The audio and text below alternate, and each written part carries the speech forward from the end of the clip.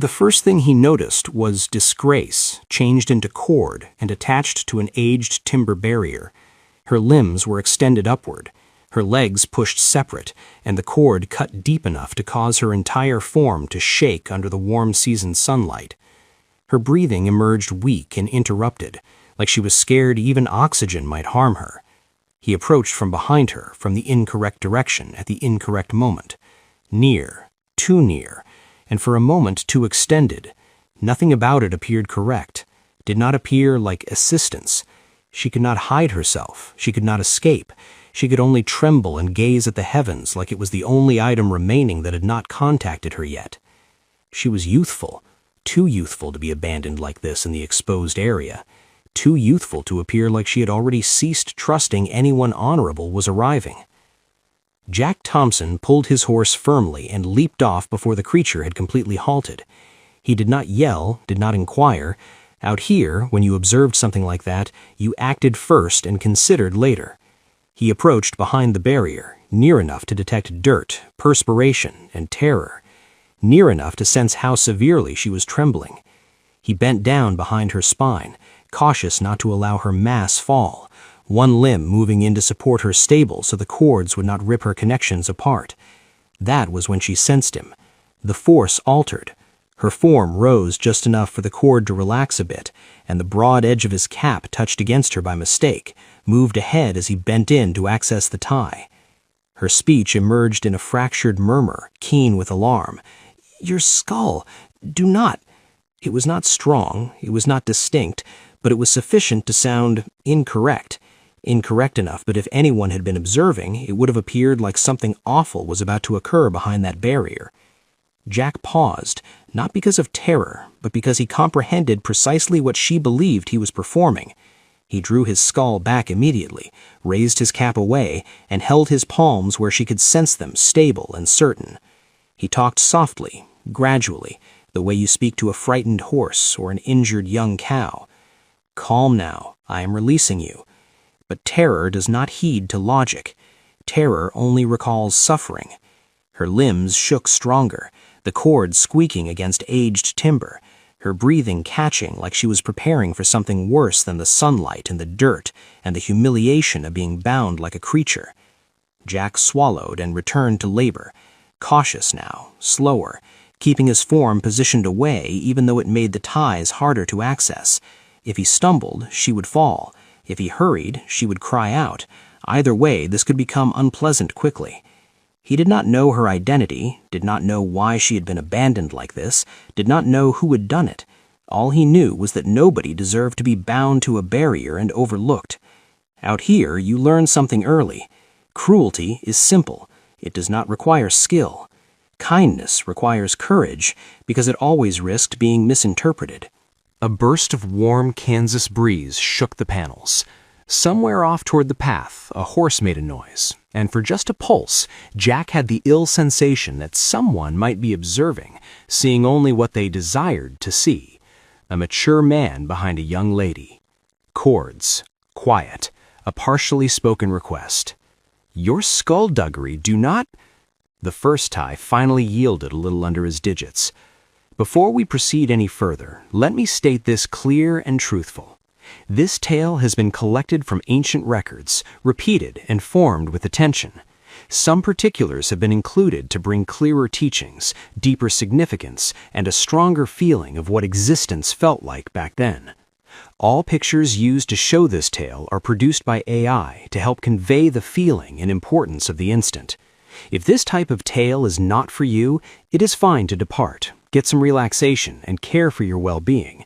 But if you remain and something in this narrative connects with you, leave a remark and inform me. I have more tales like this prepared to be shared for people who still pay attention. The cord relaxed another measure. She breathed sharply as sensation returned to her palms, ache keen enough to make her shout. Jack supported her stable from behind, gaze fixed on the tie, mouth firm, every fiber aware of how this must appear to anyone who arrived around that edge.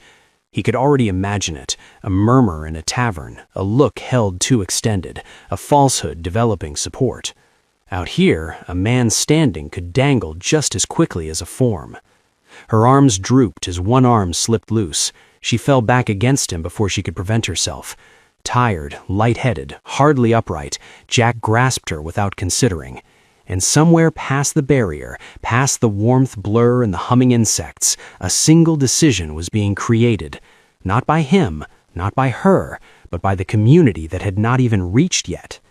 So here is the inquiry you should consider before we continue. When a man is viewed in the worst possible view, and the facts are quieter than the falsehood, does performing the correct actions still protect him, or does it only provide the group a better cause to ruin him? Jack kept his limbs solid around her middle, not firm in a way that would frighten her, just stable enough that she did not drop and injure her skull on the firm soil. The instant her loose arm fell, the circulation returned to her palm and she flinched like she had been scorched. Ache does that.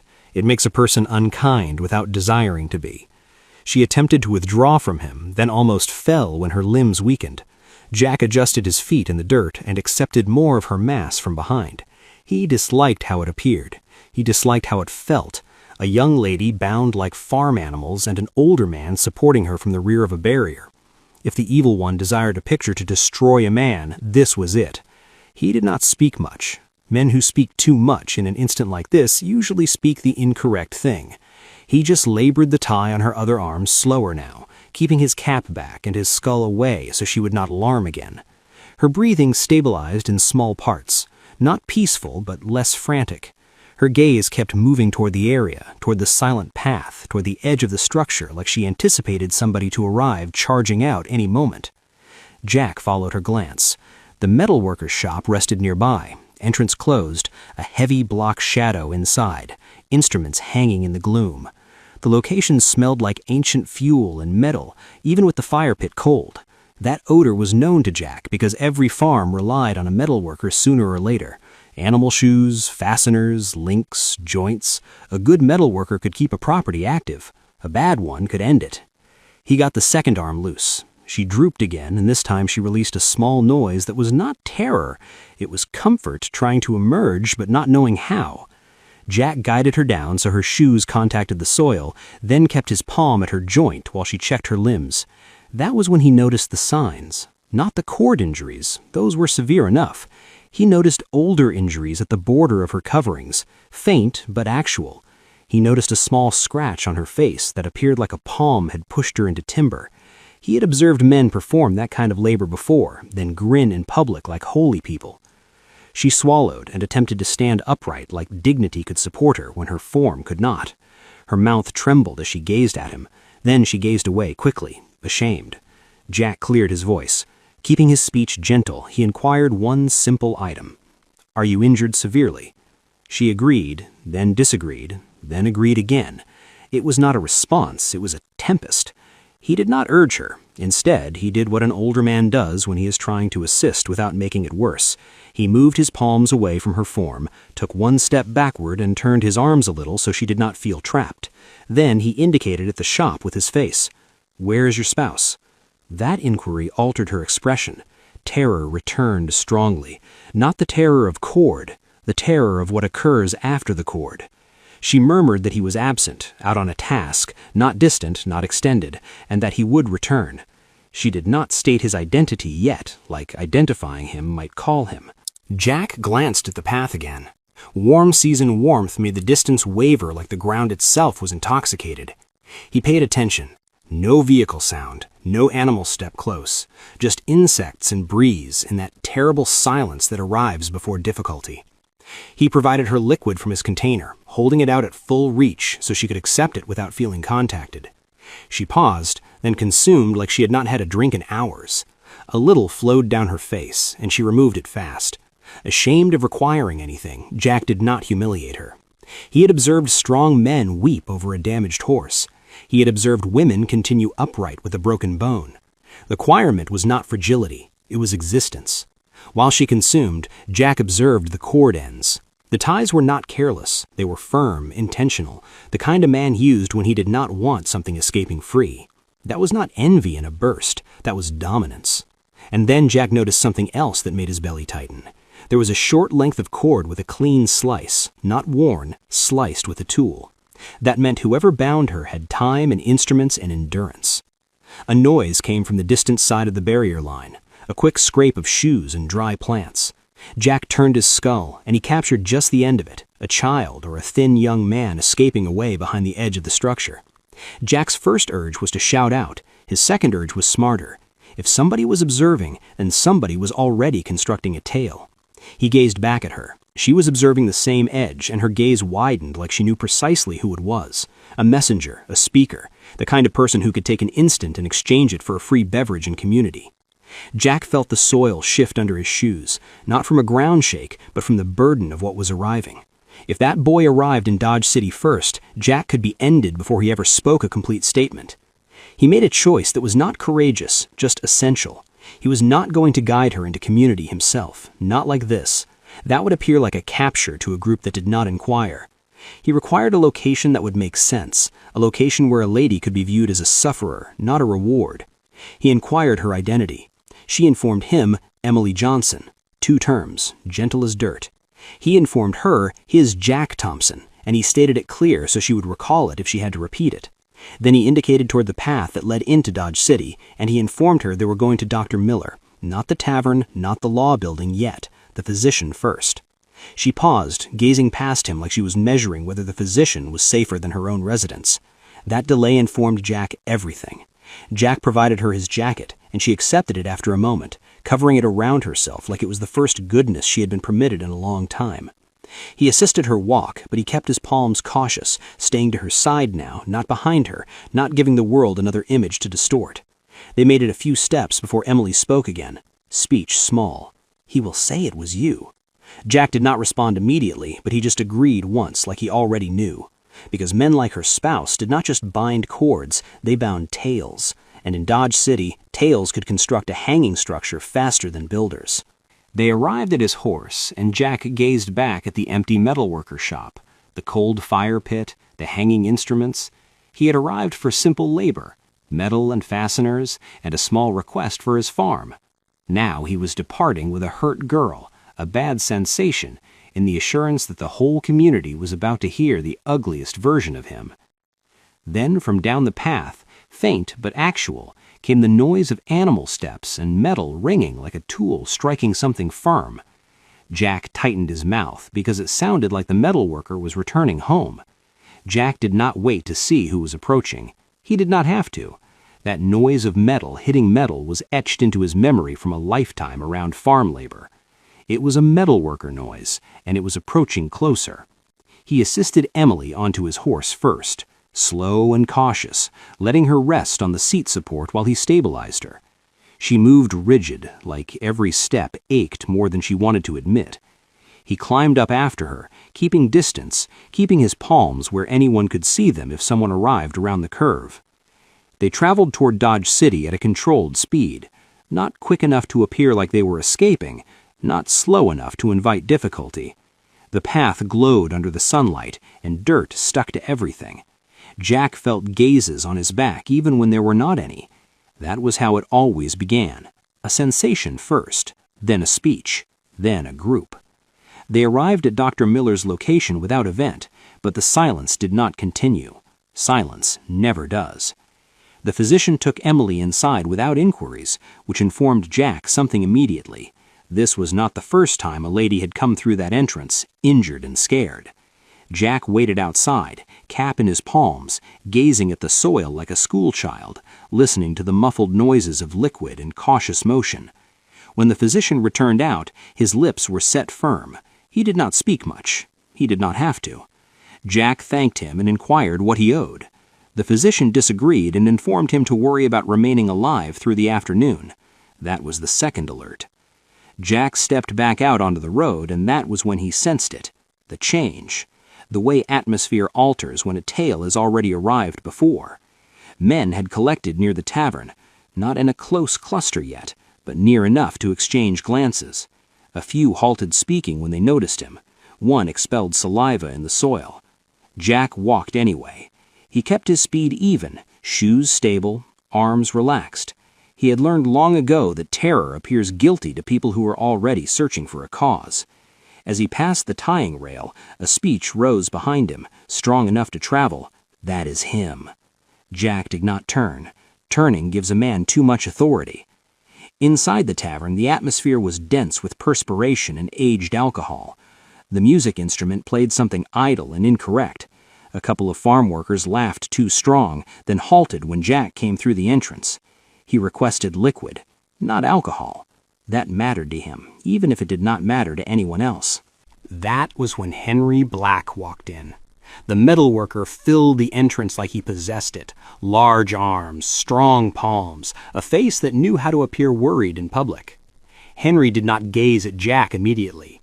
He gazed around the space, letting the silence grow, letting the men observe him. Then he spoke peaceful and controlled like a man who had nothing to conceal. He inquired if anyone had noticed his wife. The space changed. Someone responded before Jack could. Said she had been discovered bound up. Said an older farmer had been with her. Henry turned then. His gaze landed on Jack like he just spotted a dangerous snake under his shoe. He did not yell. He did not attack. He did something worse. He exhaled deeply. He said he had only departed for labor. He said he returned to hear his wife had been injured. He said he was thankful the community protected its own. Then he said one statement that hit harder than a strike. He said the man was behind her. That was all it required. Men in the tavern bent forward. A seat scraped. Someone swore under their breath. Jack sensed the instant extended thin. He could describe, he could tell the facts, slow and cautious. But facts move slow, and fury runs. And a running falsehood does not need evidence. It only needs companions. That is how honorable men get drawn into bad actions, one shared conviction at a time. A palm pushed his arm. Another seized his jacket. Jack raised his hands, trying to prevent it from escalating, but the push came again, stronger this time. The first strike was not his. It never is. When it arrived, Jack responded on urge. He turned, defended, and pushed his mass into the man's chest and sending him stumbling back into a surface. Containers broke. Someone shouted. The conflict was on. Jack did not search for injury, but he searched for room. He moved like a man who knew how to drop without fracturing and how to stand without boasting. He accepted a hit to the sides that took his breath. Then he delivered one back that sent a younger man rotating. Seats fell. The music instrument halted. Dirt rose from the floor panels. Then a speech cut through it all, keen and experienced. "That is sufficient." Sheriff Davis stood in the entrance, palm on his weapon, gaze cold. He did not care who began it. He cared who ended it. The space became still. Jack straightened gradually, chest firm, mouth clenched. He had not used his weapon that mattered. Henry stood off to the side, untouched, observing, like a man observing a blaze he had started from a safe distance. The sheriff gazed at Jack and informed him to step outside. Not under capture, not free, just out of the path. Jack went on the road. The group had increased. Information had spread quickly. Faces were firm now, evaluating. The sheriff informed Jack he was going to keep him near for his own benefit. Said Dodge City did not need a cord thrown over confusion. Henry spoke then, strong enough for everyone. He said fairness should not delay. Jack met his gaze for the first time, and in that glance Jack noticed it. Not sorrow, not fury, comfort. The kind of comfort a man feels when the tale is going exactly the way he intended. The sheriff moved Jack toward the law building, palm solid on his limb, not harsh, guarding. As they walked, Jack heard the whispers grow behind her, bound up, old enough to know better. Jack said nothing because he knew something worse was arriving. When a man wants you absent, he does not need to prove you did incorrect. He only needs the community to trust it.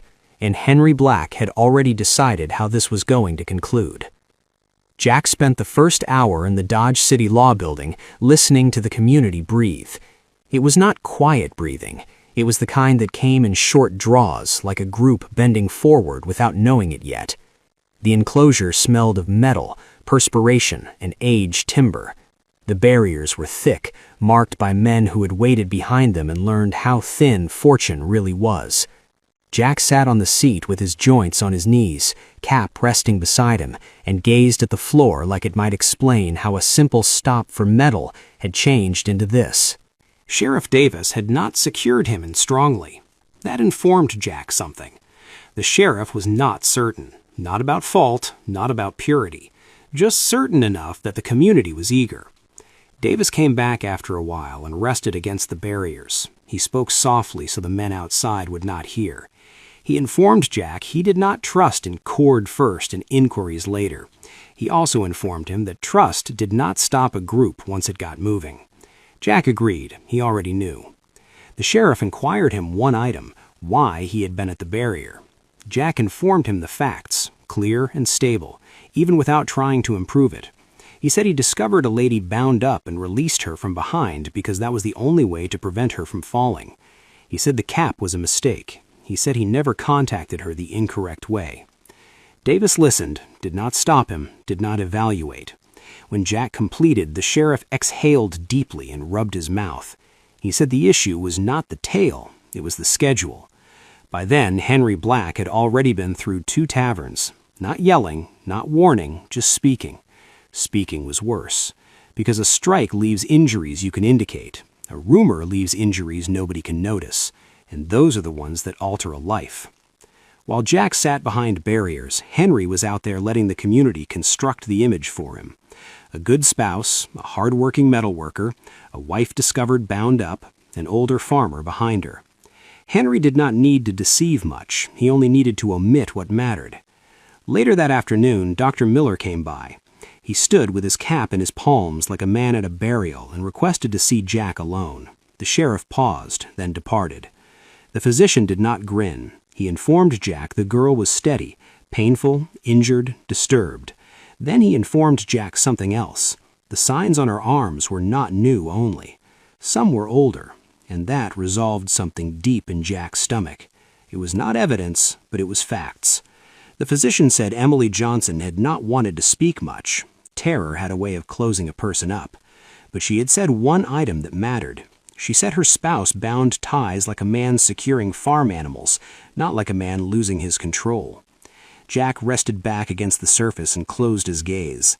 That was the noise he had heard in his mind since the barrier. Not fury, habit. After the physician departed, Jack observed a man remaining outside the law building, a man with clean shoes and a courteous stance. Not a farm worker, not a wanderer, one of the community men who liked to think of himself as honorable. That man spoke quietly with Henry not far from the law building entrance.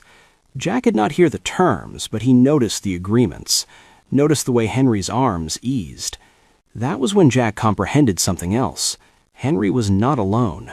A metal worker could do a lot, but he could not move farm animals or sell them without assistance. He could not turn a community this quickly without someone urging from the other side. The sunlight moved lower and the warmth did not reduce. If anything, it made attitudes worse. Voices collected outside, not yelling yet, just collecting. Jack stood and approached the barriers. He noticed faces he recognized, men he had exchanged with, men he had shared drink with on the route. They did not gaze at him now. Henry stood a little separate, limbs crossed, skull lowered like a man burdened by sorrow. He glanced up just once and met Jack's gaze. There was no fury there, only assurance. That glance chilled Jack more than any warning because it informed Henry trusted the community would complete this for him. As evening approached, the sheriff returned, mouth firm. He said he was trying to reduce speed. He said people were speaking about creating an instance. He said Jack required something solid, not just a tale. Jack inquired about the cord, and the sheriff frowned. Jack described the ties again, slower this time, described how they were described the clean slice, and described the endurance it required. The sheriff listened harder now. Jack continued. He said a man who bound cord like that was not acting out of sudden fury. He was acting out of habit, dominance. The sheriff did not respond immediately. Then he inquired Jack why he had come to the metal worker in the first place. That inquiry opened another entrance. Jack informed him about the request. Not fasteners, not shoes, a marked piece, a custom one. The sheriff raised an eyebrow. Jack said a man could take farm animals, simple enough, But changing taken farm animals into honest-looking farm animals required metal. It required a metal worker. That made the sheriff straighten, because Dodge City had been noticing farm animals pass through that did not seem correct on records. Nothing confirmed, just incorrect. Outside, a shout occurred, then another. The group was no longer waiting. The sheriff placed his palm on the barriers and bent in. He said, if Jack had evidence, now was the time to discover it. Because once darkness fell, the community would stop paying attention, as if called by that idea. A gentle tap came from the rear entrance of the law building. The sheriff turned. Dr. Miller approached from the warm evening atmosphere, cap low, gaze tired. He did not arrive alone. Emily Johnson was not far behind him, remaining in the shadow like she still did not trust the evening. Physician held up something covered in fabric. He uncovered it slow under the light. A small piece of metal. A mark head. Physician said Emily had discovered it earlier, placed behind fuel bags in the shop, and she had given it to him because she knew her spouse had observers everywhere. Then Physician added one more item, and it hit like a stone. He said she knew where the rest of it was concealed too. Dr. Miller held the small piece of metal like it might harm him. Up near, Jack could notice it better through the barriers. It was heavy for its size, cold, formed with intent, not an animal shoe, but not a fastener, a mark head. The sheriff accepted it from Physician's palm and turned it gradually into the light glow. The sheriff gazed toward the front of the law building. The group was still out there, tired but persistent, and evening made men unkind. He did not open the enclosure, not yet. He said Jack would remain inside until morning. He said the community would be half-resting then, worn from warmth and alcohol. And that was the only time they could act without starting the conflict again. The sign cut into it was clean and keen, not worn from honest application. This item had not been working farm animals for years. It had been waiting. Physician spoke quietly, stable in a way that made Jack's chest tighten. He said Emily Johnson had discovered it covered in fabric, concealed behind bags of fuel in the shop. She had provided it to him because she was finished risking her life alone. She said her spouse never applied it in front of her. She said he informed her not to contact it, not to inquire, and never to mention it. That was sufficient. The sheriff's expression altered, not fury yet, worry.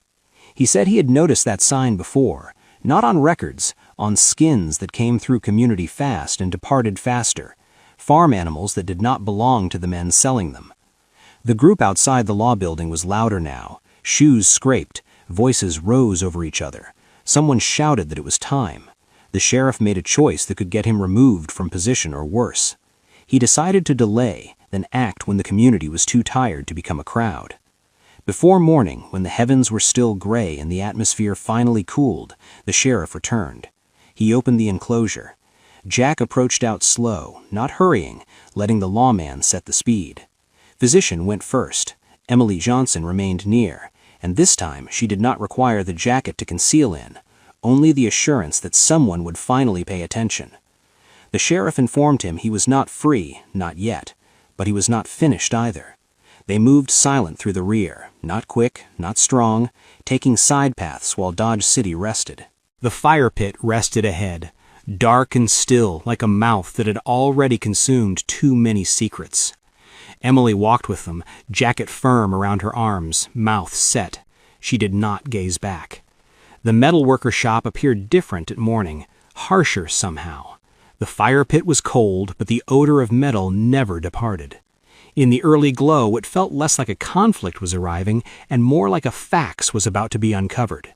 Instruments hung where they always did, enduring, waiting. The sheriff informed Jack to remain near the entrance. He informed Emily to keep near to him.